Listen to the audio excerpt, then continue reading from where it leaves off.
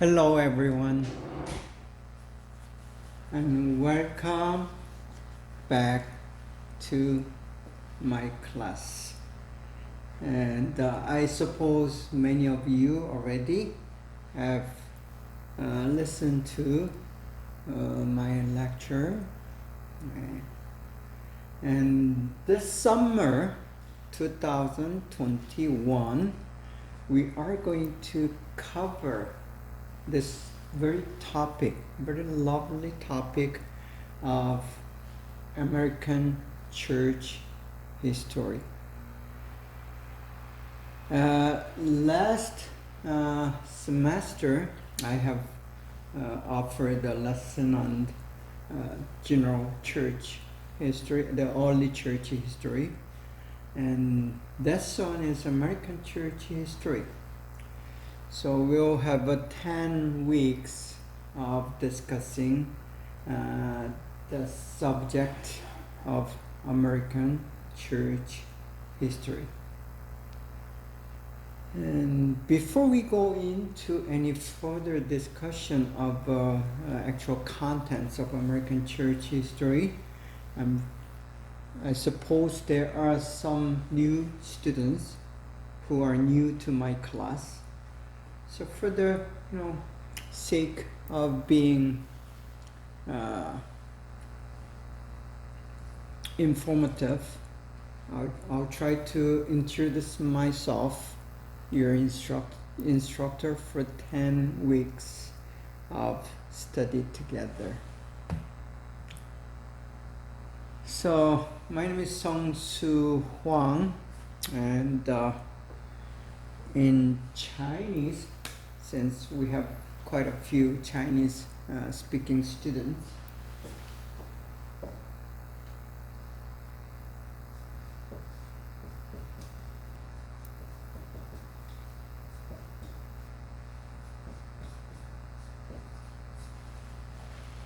I suppose that's how I write my name in Chinese character. So that's the name, and that means yellow.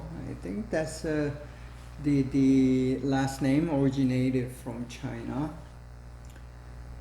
And Song means the holiness or holy, and Su means excellency or outstanding.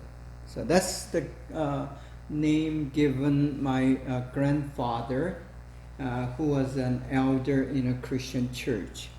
So I'm actually the third generation Christian, and I'm an ordained pastor, ordained from a Southern Baptist convention at the Southern Baptist Church.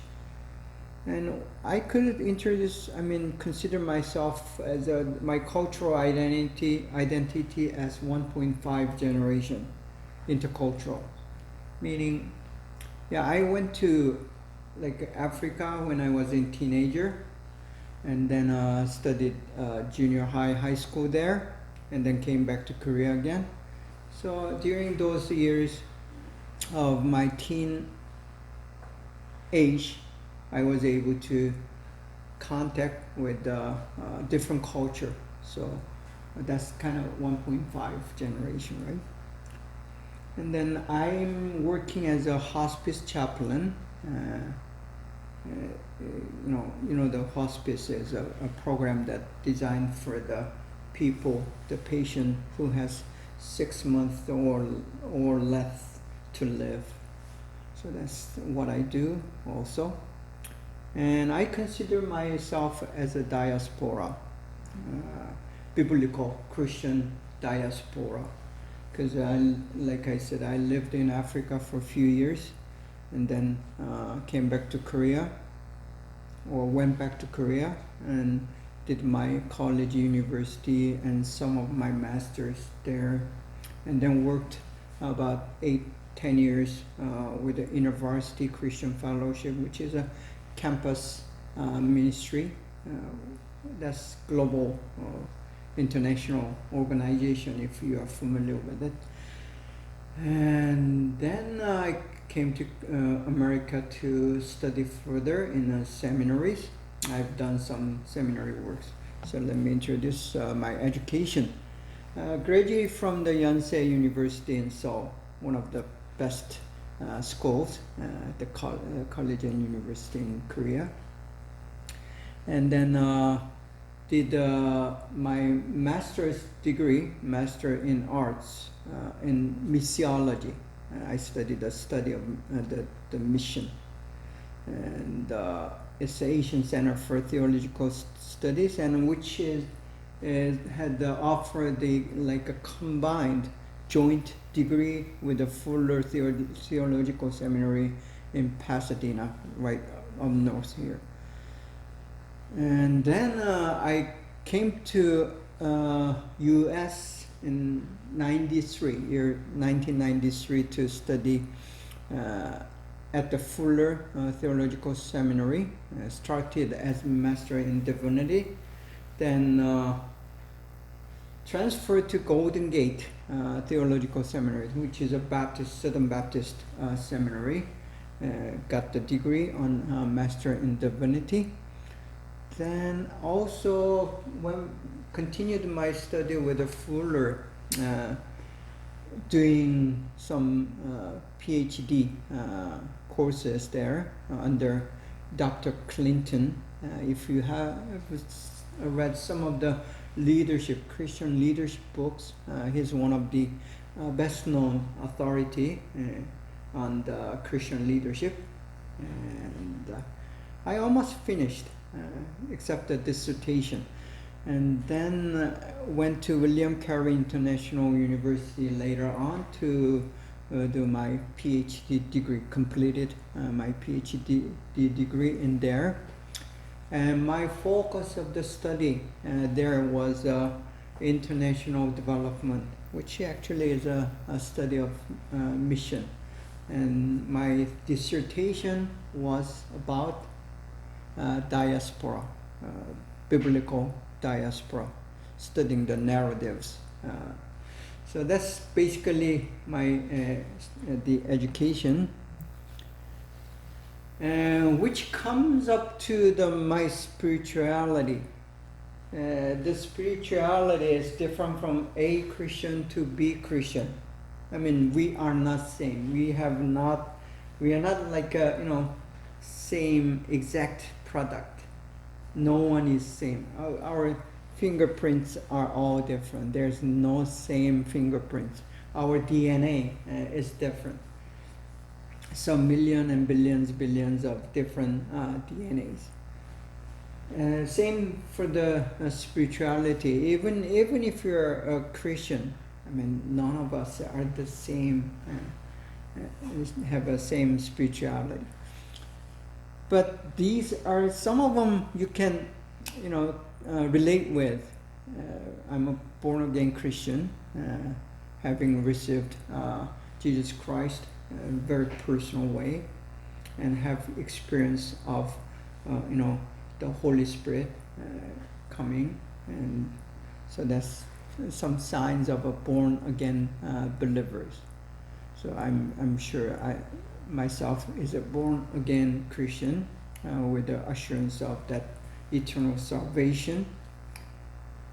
And I consider myself as a biblical Christian, believing that Bible is only authority and the final authority in the matters of life and death, and the spirit, body, and soul, and everything that has to do with the human existence.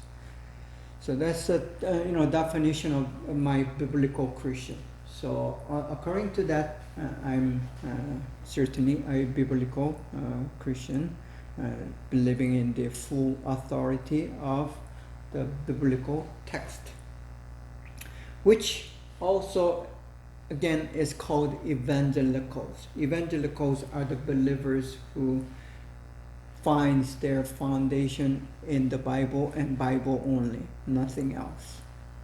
But I said the reforming evangelical, the forms in the Christianity, whether it's a worship or it's a form of rituals, whatever that has to do with the formality of religion, by the Christianity as religion, it could be changed depending on the time and the place. So that's Reformation. But Reformation not only deals with the formality of the religion, but it also has to do with the contents. So I mean, people are evil. Yeah, anyone, even the Christian, we are still have that intention of evil yet to be, removed. But on the process of getting that to be done, we are still vulnerable to this evil influence within and without. So that demands reformation within the church, as you know, who are going to churches, whether it's Korean church, Chinese church, Filipino church, or the white church, black church. We have to deal with this issue of us being declining, sliding back, and sinning. So it takes a continual reformation. So that's my belief, to be reformed, and every now and then. Then I consider myself as a Christian who has holistic perspective. Christianity is not a religion, to my understanding. It's more than a religion. It's lifestyle, and it is life itself. And it is a worldview, and it is your value and your uttermost motive. That's what the spirituality is about. So to me, the Bible has to be irrelevant. It has to be relevant to everything that we do. The cultures, politics, social justice, racial issues, the marriage, and then money making, the work. All these things are all related, relevant. So you have to look at these things from your biblical point of view and try to live out. Okay. Let me take my coat off. Yeah, it is summer and it's getting warmer. That's natural. So holistic faith is one very key characteristic of evangelical faith. Of course, there are some fundamental believers who are also within the evangelical circle. They are not so holistic, but I consider myself a holistic Christian. Excuse me. Then, I'm rather kingdom-oriented believer rather than the church-oriented. That takes a lot of explanation, so let me just skip over. Then I'm a rather rational believer than emotional believer. I mean, there's nothing wrong to be emotional or have tendency to be emotional in your faith and your lifestyle and your character and trait and personality. So I'm not accusing anyone of being emotional, but I am created and built more inclining to the rational characteristic and the trait and personality. Thus, for me, it is natural to be rational rather than emotional. So I love being logical, the things that are making sense, and has to be very explanatory. It has to make sense, even with the faith. So that's a kind of Christian I am. So introducing that,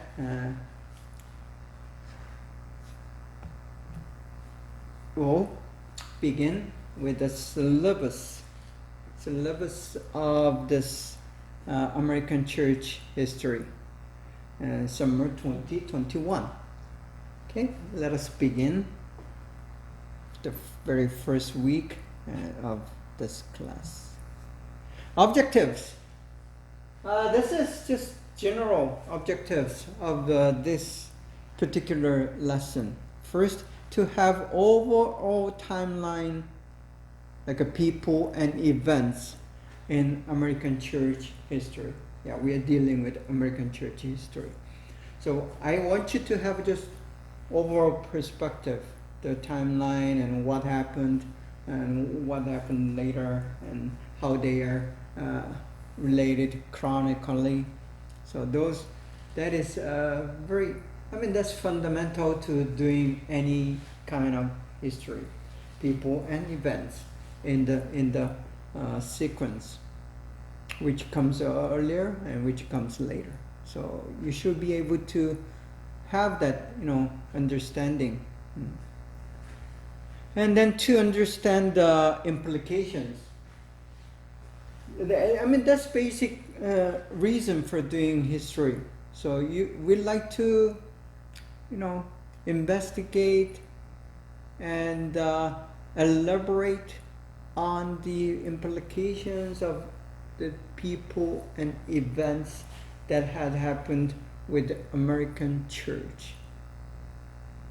When we say American church, actually we have to deal with the Catholic Church and other denomination, the Protestant church. But I'll try to focus more on the Protestant side of American church history. Not only because I'm a Protestant myself, and I do know more, have more accurate information regarding the Protestant history, American history, rather than Catholic one. That's one reason. Another reason is actually in American church history, the Catholics, they have very early, works by some Spanish missions and so on, but they did not take the major parts in American church history. So they all usually and always so far works as one of the minority in a Christian faith. So that's another reason. To make appropriate applications. When you learn something, whether it's elementary school, at home, or in a college level, or even graduate level, PhD, it's the same. You're not doing this study for the sake of doing this study. The education is not a sit down and desk classroom work. That's very old idea about the education. Especially, if you're studying in America, the American education, we know that America is a very practical nation. The practicality is very emphasized in its culture. It has to be very practical. Same thing with our education, the learning. When you learn something, it has to be practiced. It needs to change your mind, your views, your thinking. Not only that, it has to change your life, your behavior, your work. So that's called applications. So we need to apply what we have learned to actual reality, the life itself. So that's the whole, general objectives of this class. There are some other goals that the under this objectives, but we will not discuss those. Okay, so that's basically the very objectives that we are aiming during this 10 weeks of class. The basic requirements, of course, attendance. I mean, you're not able to do that physical attendance, so I feel sorry about that. You know, I hope we'll just be able to see in person very soon once this pandemic is over. But until then, your attendance is counted as you watch this lecture on your laptop or whatever, and then take that time of listening and watching this lecture, a virtual lecture. So that's counted 50% of your grade. And the readings, they're primary books and secondary books. The primary first book is required. I will let you know which one is required. And that's 20% of your class. And the thing is, I have to do like a faith grading, meaning you have to be really faithful to yourself, honest to yourself, and tell me and the school that if you have read, you should read whole book at least once. And when you do that, you get that 20%. And you have to be honest, because there's no way of checking it. I'm not asking you to write the reading report on. And then there is report. You need to decide one topic of your choice from this American church history, whether it's a person, people, or whether it's an event, or whether it's a certain issue. For example, you can write about a black church in America. And this report is, since we are at the college level, it's a 10-page double space letter size, and the letter size 10 in Word program, the Microsoft Word. So 10 size letter, 10-page double space on the subject of your choice. And then we have quizzes and exams. I'm not sure how we are going to be able to do this, but if we are not able to carry out this quiz and exams, the 20% will be given for everyone. So everyone who registered for this class will probably get 20% automatically. But I will try to devise some ways to carry out or execute those quiz and exams. The exams are just midterm and final. There are 2 exams in just regular in-person class. But this being a virtual class, we'll need to think about this. But that's how I'm going to grade you. Grading, just as usual, A, B, C, D, and fail. If you score under 60, bring from 60% and under. That includes 60%, not 59%, it's 60%. So if you're 60% and under, that fails, and now you have to take this class again sometime in the future. So knowing that, do your best. You may, most likely you'll have at least 20%, and then if you can attend the full 10 weeks without absent, that's going to count you 50%. That means you're going to at least be able to do D. But we don't want to stop at D. I want you to all to be an A. Okay. here are the books to read. These two books that I suggest. These are, I mean, probably the most popular, easy to read. First one, The American Church History, A Reader. That's very basic, by Henry Bolden.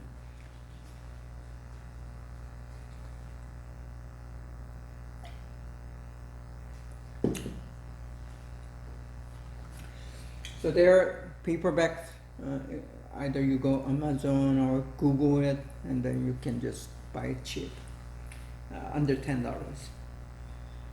So you can buy those. Unfortunately, we don't have online PDF on this particular book. Then second book is The Religious History of America, the heart of the America story from colonial times to today. And it's by several couple authors co-writing, and it's a little thicker, and it has more stories in it. So if you're really interested into it, you can read it. So it's religious history, not the just Christian church. So that includes some other religions like Buddhism, even the Judaism, the Jewish religion, and so on, and has Catholic stories in it too. So the first book is a must-read. That's counting 20%. Okay. Now, this is actual discussion of the subject. Part 1, American Church History. 3 topics that you need to understand or define, at least. You should be able to define before we even go further into actual this narratives. So this is like an introduction, and there's 3 chapters in this part 1: American, and church, and history. Of course, easy. So let's go. America, chapter 1.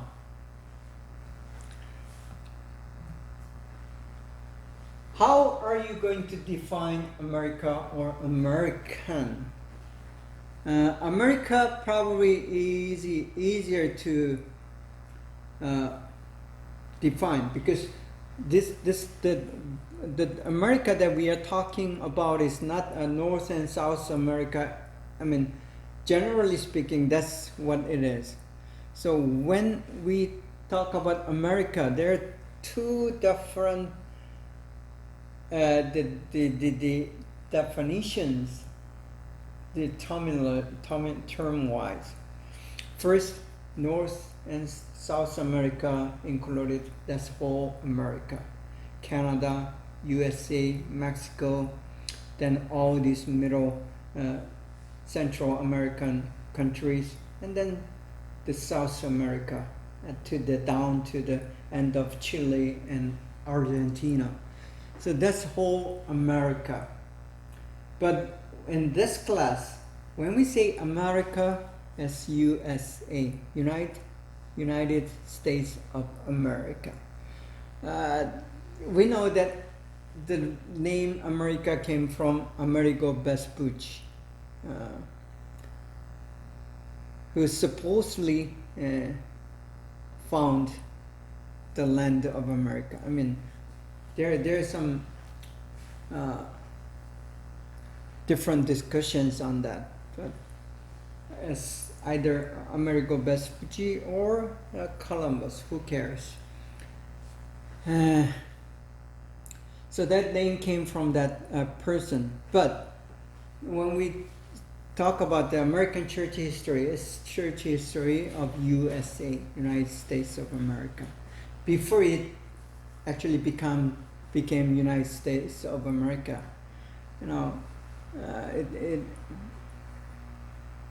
We know that there are like 17 colonial states that gathered together to form that first United States of America. Then later on added several states, a lot more states actually, and then we have 50 states plus some other island, for example Puerto Rico, right? So anyway, so that's how we are going to define the term America. That's USA from now on. And when we also say America, it's not only it's a nation, it is a geographic America. The bordering to north Canada and to south Mexico. That's the whole country of America. And then there's Alaska, Hawaii, and some other island like a Guam.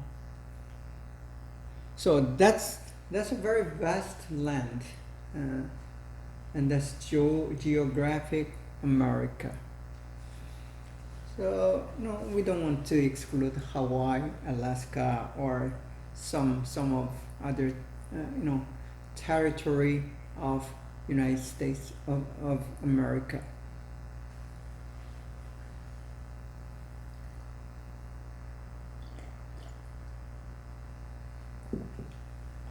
And also, when we say America, it means American people. So America, usually American, is associated with American.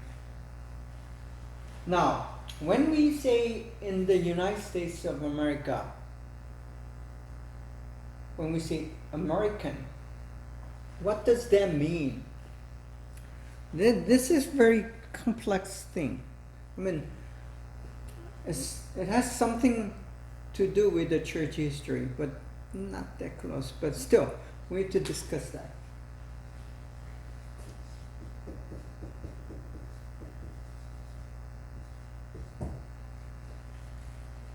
Does that mean only exclusive to citizens, those who have the citizenship?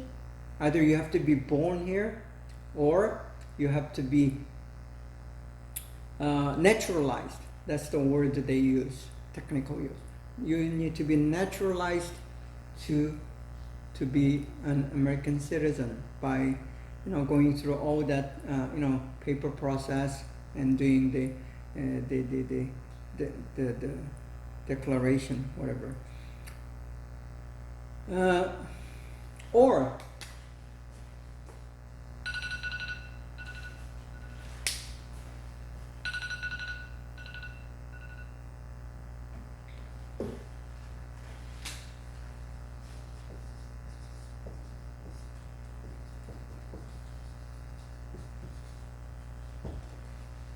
there are what we call legal residences. These legal residences include those green card holders, and also who has a long-term visa to stay in America. And then we have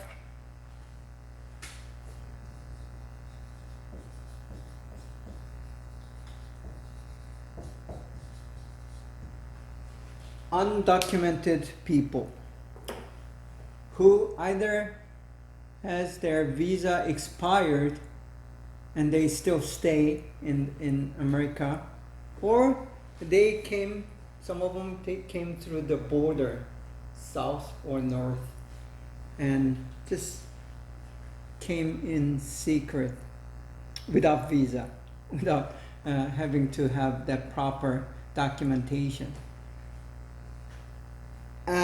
Actually, the first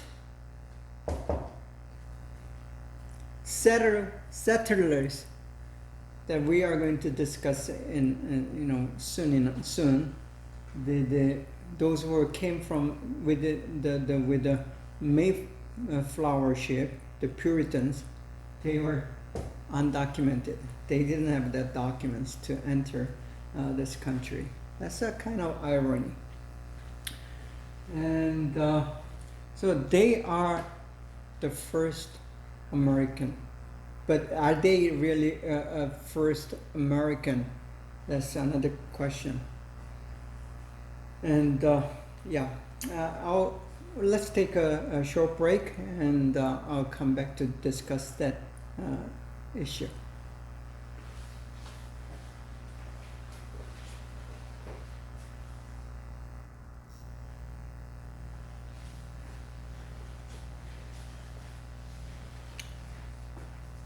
Okay, let us continue with that discussion of who the Americans are. Before the break, we discussed the fact that there were undocumented people. From the American natives' point of view, they are actually aliens, just like some of us are called today. These aliens, the white people, came to America without having to have the permission to enter by Native Americans. So technically speaking, they are invaders.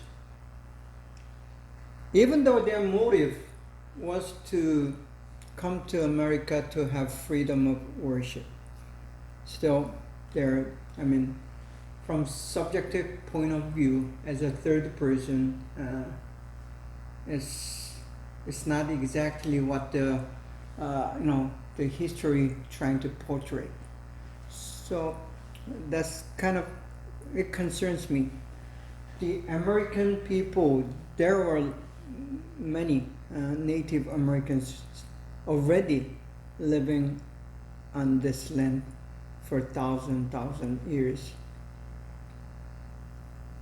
So the story of America did not begin with the white European coming in and making settlement. I just want to make sure that that's how we should, see the history.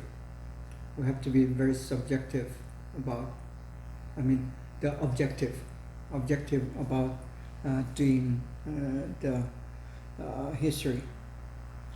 But it is very difficult because the history is written by someone who would have a somewhat subjective perspective. You cannot avoid it. You cannot be 100% objective. That's not possible for any human being. So knowing that, the history is a subject of interpretation. You cannot present history with very 100% objective facts. Facts are facts when you look at that facts only. But you can either eliminate or add certain facts to bring certain interpretation. That's how tricky is the history. So always remember, even the class that I'm presenting to you, this American church history, is never perfect. It's never objective.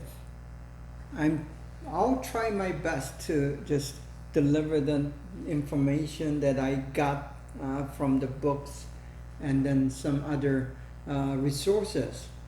But that's only that as far as I can do. I'm not the author of any history. I'm not an authority in the history, especially the church history. So, but I do have certain opinions and perspectives and inclination of interpretation. So please consider that to be the facts. Federation of States. United States of America, as the title says, this is the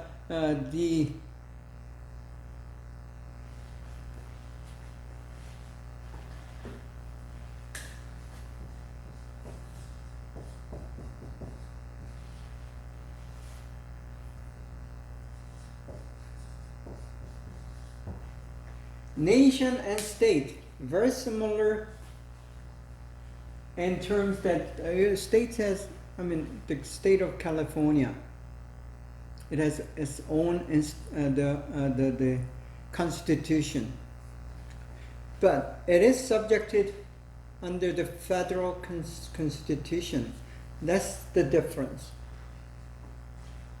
So we have multiple states that form a federation, and some of the laws and the cultures and the system, whether it's political, social, states can have their own, in which, another word, autonomy. Autonomy means self-governing. So there's certain degree of things that you can do as a state. You have your authority and the freedom of doing it, while you're subjected under the federal umbrella, the law, the constitution. Technically speaking, you can freely join or disassemble yourself from the federation. Federation is the big body. The reason the states, whether it's California or Texas, whatever, Texas would be the first state to disassemble itself from the federation when it is possible. When it is possible means, legally speaking, you can vote, have a vote and disassemble yourself from the federation. But the reason that all the states remaining as within the umbrella of federation, because it benefits. It has much greater benefit than other benefits that you will get from being separated or disassembled. And I don't think that's going to change any soon. So as long as the states have more benefits than the disadvantage being a federation, then they'll remain as a federation. That's how it works. And that's important in understanding America, because that's not only within the political system, the culture and the ideology of people has to do with that very the dynamic. You are one, but you are still independent. See, that's kind of it's ideology that sustains America, and that ideology is coming from the Bible. See, and that's why I'm trying to explain this in very detail. So Bible, the theology of Trinity, it says one, but each Godhead, the Father, the Son, and the Holy Spirit, they are independent. At the same time, they are one. See, that's kind of idea that is melted into that federation of states. As that ideology, that idea is applied or implied with the social system, in the schools, and even in the families, especially in church. So the idea of federation of state is one of the key elements in understanding America, because the idea of that federation of states came out of their faith.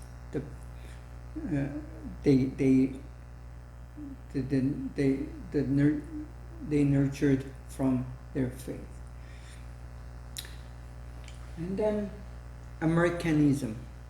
Okay, so naturally, it relates to the idea of Americanism.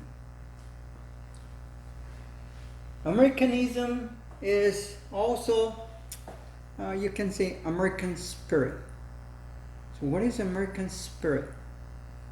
Is Americanism is the idea of economy, or is it about the politics? We can discuss this for many hours, but it depends on who you are. So that's kind of art of America. You are entitled to your own belief, your own idea, and you are free to not to be judged or criticized for having a certain idea or concept. That means you have freedom of your thoughts. Not only you're free to think, but you have freedom to express, as long as it is not against the public welfare or well-being. So most ideas you can express and have it. America in the old days, they do not do it anymore, but technically it is still possible, but no one does it. And the communism was once allowed in America. Not to our surprise, you were able to propaganda your communistic ideal in America, which has been banned. But except those, some of the thinkings that would hurt the public wealth or public well-being, public health or public well-being, you are entitled to have your opinion and to express them. That's probably the fundamental of Americanism, the freedom, the justice, and equality. See, these are some of the main idea that is embedded to the Constitution of America, USA, the United States of America. But the thing is, again, the whole idea of Americanism, whatever, if there is an Americanism, it came out of Bible. I wouldn't say the Christian religion, because being religious is quite different in America. The religion and state is technically, at least technically, legally, it is separated in America, the United States of America. Thus, states is not going to try to influence or overrule or control the religion. And the other way, religion should not come into the state's government and try to influence the government in doing its governing. But that's the idea. But in reality, the Americanism or American politics still is greatly influenced, or has been, or had been influenced greatly by biblical ideal, not the Christian religion per se. So that's basic, foundation that we are going to understand and agree upon as we continue to discuss this American church history. There are some ways that the government is trying to influence religion and Christianity these days. But in the old days, until probably before the World War II, after World War II and the Korean War and Vietnam War, many things has changed since. As the America go through this, war period.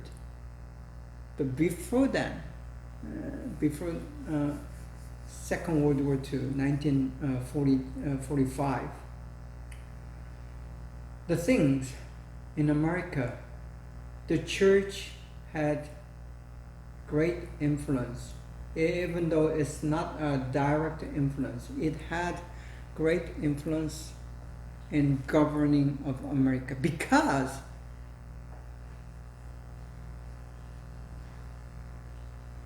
think of the population percentage.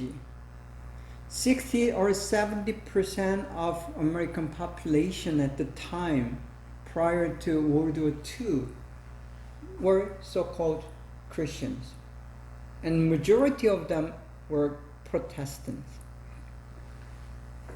And it is natural for the governing body, whether they are president, all the U.S. president except the Kennedy were, whether it's nominal or true Christian, it doesn't matter.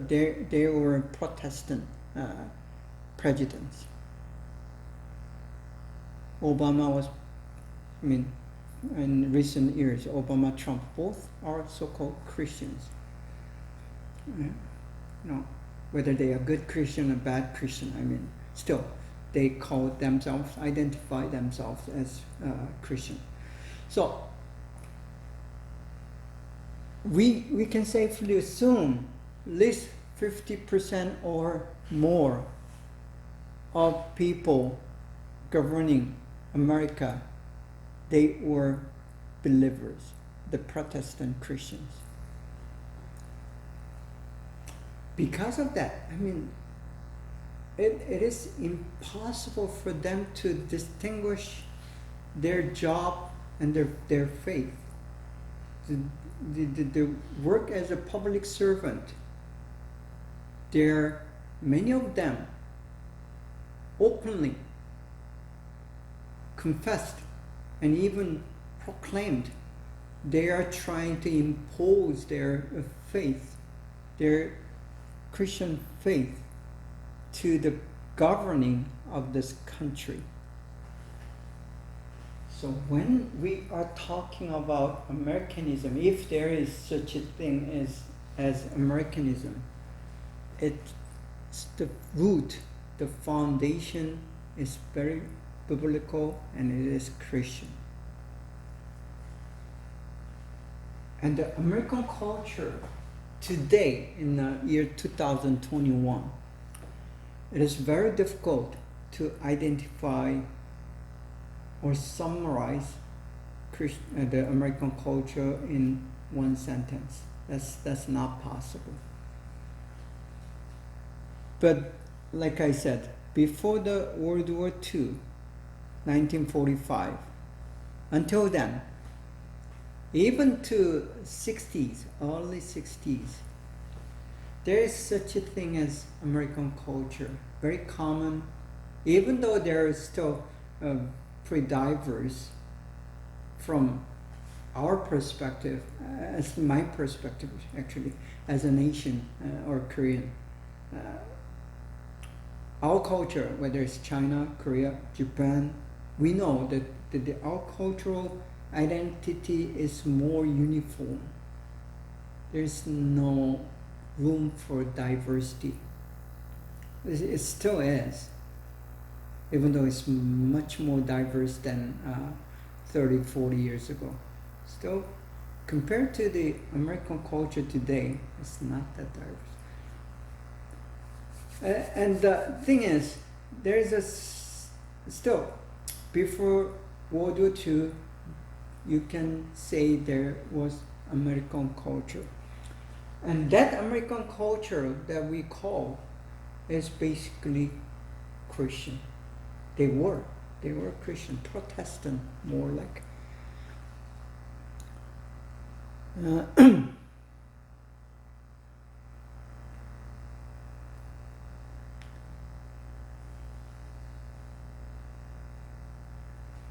Have you heard of this?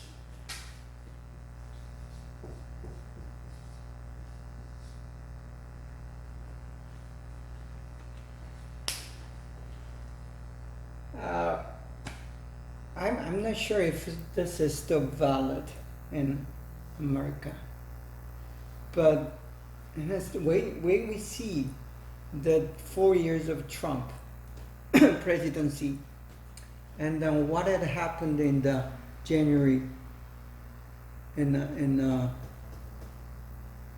the Capitol in Washington, the Capitol building in Washington. I think that still stands in America. What it stands for is W is white, A is Anglo-Saxon, and P is for Protestant. See, this WASP represents the ruling majority, the power holding group of it's a kind of imaginary people group, but until 1960, until after the assassination of the President Kennedy, and Lyndon Johnson takes over, and then Ford and so on, until the Obama administration. He's the first black president ever in American history, right? So that rule has broken by Obama. White, Anglo-Saxon, Protestant. It's just Protestant. That's only the common thing. Kennedy, he was white, Anglo-Saxon, but Catholic instead of Protestant. That might be one of the reasons that he was assassinated. We don't know. But there is that, something that is identified with this West thing.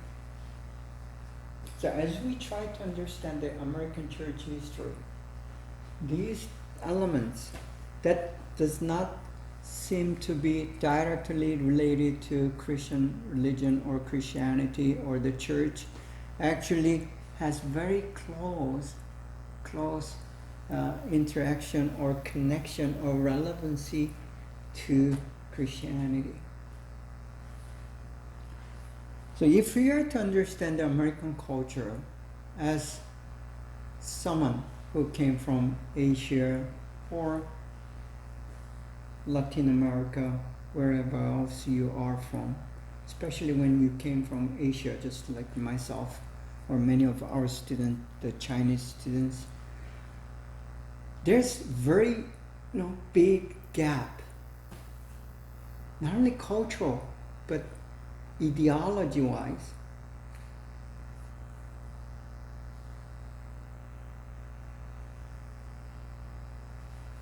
See, for example, I'll speak for myself, the Korea, the South Korea, not the North. The South Korea is quite a democratic society now, but it is not that long until 80s and 90s. We're still under the rule of the militant militia, militant group, who took the power by coup or coup d'etat, military uprising. So for us still, this democratic, capitalistic American society and culture is difficult to understand. But if you're trying to understand America and American culture, you cannot avoid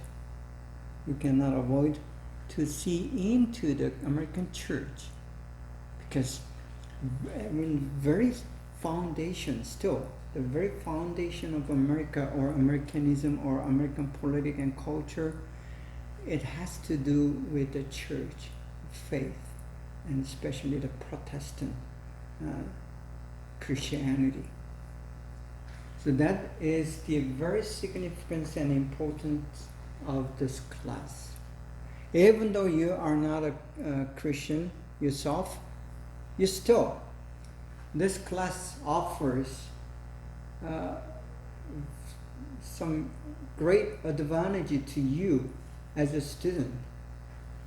If you continue to study in America, and some of you plan to live and reside in America, then it is mandatory, it is a must to understand American church, the faith of America, the foundation, the very spirit.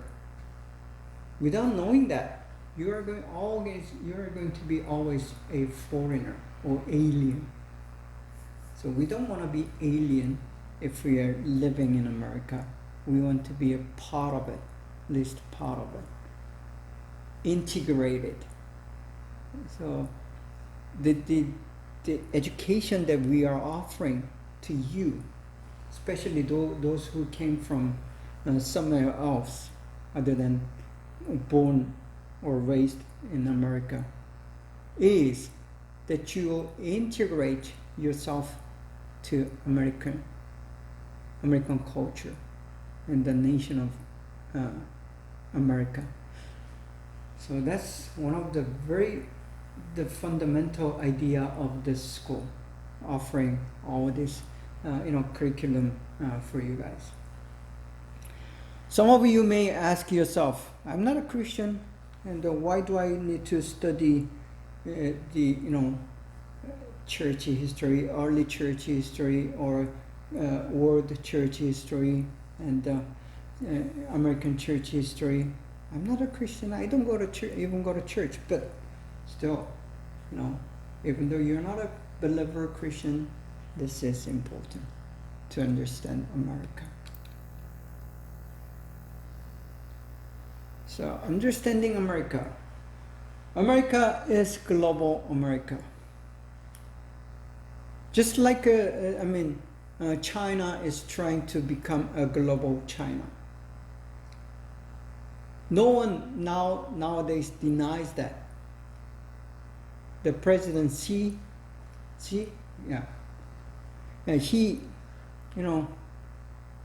announced. In Korea we say 일대일로, right? I heard similar in Chinese pronunciation because it's a Chinese character. 일대일로, that's the way that China sees itself in the 21st century. So global power, global America versus global China. We see a lot of these things, the conflict going on because of that, right? And ironically, the South Korea is kind of in between America and China, because our history, we know that China is a very important neighborhood, and we're in between. And we see things going on Taipei today. And then southeastern, the China Sea. You see, all these things has to do with the global America. The America, as they were involved in the First World War and the Second World War, see, that was a matter of choice for America. I mean, America could choose not to be involved in World War I or World War II until Japan, come and attack Hawaii. See, the reason that Japan attacked Hawaii, Pearl Harbor, because the America already became a global power. So they knew they had to win over America if Japan to become a global power. The same thing's going to happen with China. I mean, we don't know how aggressive both countries going to be, but the conflict's going to become more severe. I mean, we can see that from the world history. The reason that I'm, focusing on global America, the Christianity is also global America. The major leading the group or the force in world Christian Protestant trend or religion is America. I mean, the English church, the church in England, is very weak now. Of course, in Germany and France, the church is no longer a major element of culture or society. But in North America, Canada and United States of America, still the Christianity, the Protestant, the majority of population, and they're still the leading force. We don't know how long that's going to be, but we're still in early 21st century. The global America means global Christianity. So for us, the Christians all over the world, how the American church shapes itself will greatly influence the way we do our faith and religion. Another key word in understanding America and American church, before we go into American church, because the Christianity is just one of the religion. So freedom of religion, whatever the religion that is, it's going to be very important. Key. That's one of the major themes that's going to run through the whole class of doing this American church history.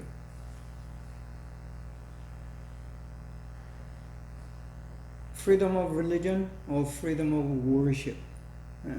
This is a very key element that runs through the whole narrative.